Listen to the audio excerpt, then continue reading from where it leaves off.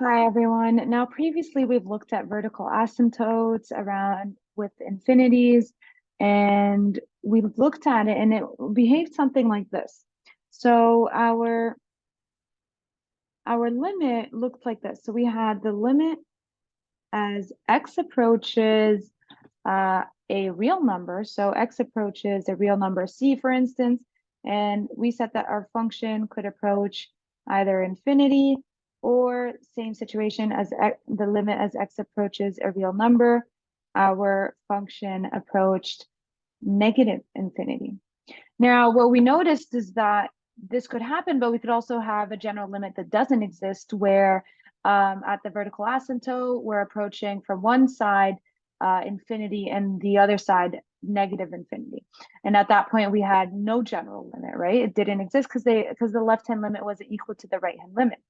Now, this situation, we can see that our vertical asymptotes create infinite limits like this, right? So we have a positive or a negative infinity, or they don't exist. But we notice that the infinity sign is on the left side of this limit notation, right? Now, what we notice is that when we're working with horizontal asymptotes, we actually write it like this. So we go the limit as x approaches infinity, for instance. So we're talking about end behavior here. We're talking as x approaches a very large number, right?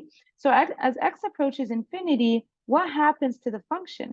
And what you notice is that you'll get a finite number. So the infinity sign actually moves to this side of the limit notation, right? So over here, you can either have the end behavior on as we're approaching infinity, but you could also get the end behavior as we're approaching negative infinity, right? So both sides. So over here, we can also get a finite number c. So again, like you've noticed, our limit notation in this case, we have the negative infinity on the left side. So then we can notice that this is the behavior for vertical asymptotes, and this is the behavior for horizontal asymptotes. Now let's talk about the complexity with the horizontal asymptotes, right? Because that finite number, how do we know what that finite number is? So let me give you a scenario here. Now imagine this is your, this is your vertical axes, so your y-axis, this is your x-axis, and we're talking about a function that behaves something like this. So let's say we're going, our function is behaving something like this. It's approaching, as it goes to infinity, it's looking something like this. Actually, you know what? Let's move that up a little. Ooh, whoops. Okay. So let's imagine it's approaching infinity like that, right? So as x approaches negative infinity, and then for our y, and then as we're approaching positive infinity, it's looking something like this, right? Now, what we can see is that as x approaches negative infinity on this side, what is happening to y? We can see that y is approaching, or the function is approaching 0, right? It's approaching this line over here, right? It's approaching 0. Now, what we notice is that, okay, so as it's approaching 0, what is happening on the left side, on the right side? So as x approaches positive infinity, right? As x approaches positive infinity, what's happening to y? We can see that again, it's approaching that same finite number. So both our limits from the left-hand side and the right-hand side, so our limits as x approaches infinity and negative infinity are both approaching 0. This over here, right? So we can see that they're both approaching 0. Now, how can I know this when I'm looking at a function? So I'm going to give you 3 scenarios here. I'm going to say, you know what? Let's call our first function f of x. So f of x is going to equal to, let's say we set f of x to equal to x4 plus 2 all over x3, okay?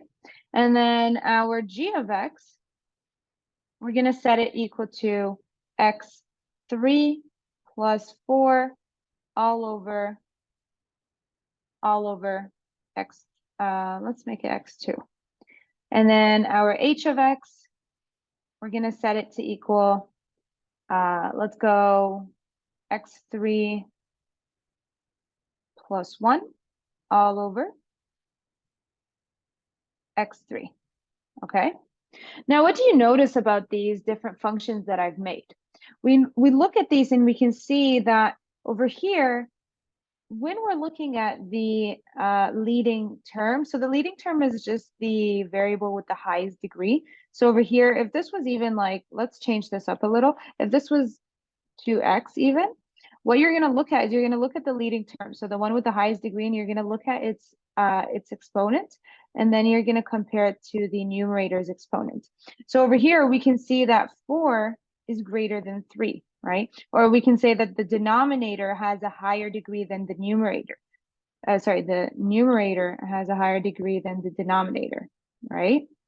And then we can see that over here, we have a degree of 3 and then a degree of 2 in the denominator. So we can see that 3 is, let's change this up a bit. I feel like I want to change this up a bit. Let's make this so that, let's make this x to the power of 3, and this is x to the power of 4, okay? So we're going to make our numerator now have a higher degree than the denominators, just so that we're switching it up a bit because I want to show you both scenarios. So when you have now 3, right? Now you have 3 is greater than 4.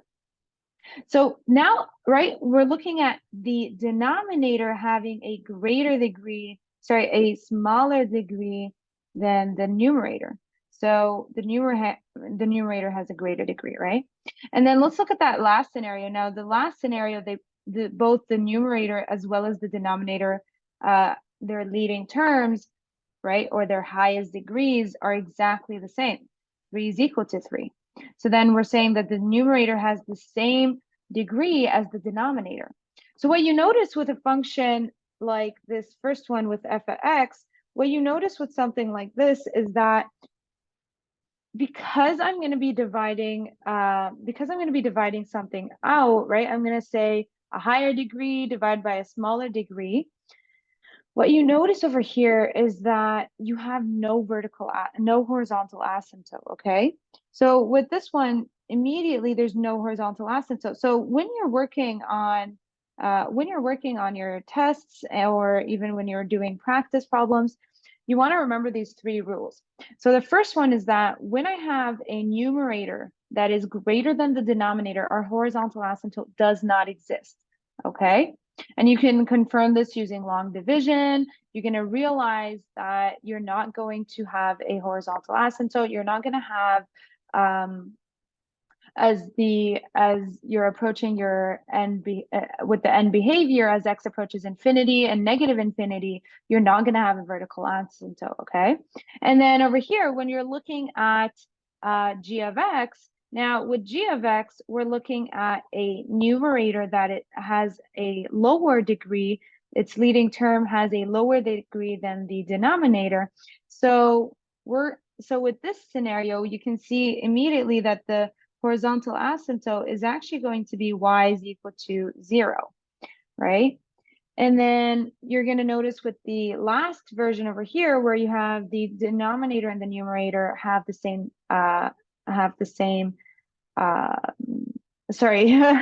degree for the leading term, what you're going to notice is actually we take the coefficients of those. So let's say I change this coefficient. Let's say I make this coefficient 3. Let's make it 2. Okay. And this one over here, we have that imaginary 1. Now, what you do is you just say that the horizontal asymptote is just going to happen at y is equal to, and then you divide the coefficient of the leading term in the numerator by the coefficient of the leading term in the denominator. So in this case, we have 2 all over 1. So 2 over 1, but we can see that that's just saying 2, right? So our horizontal asymptote happens at 2. Okay. All right, everyone, that's it for this video. I hope that helped. Make sure you're practicing some more and make sure you're studying hard. I'll see you in the next video. Bye.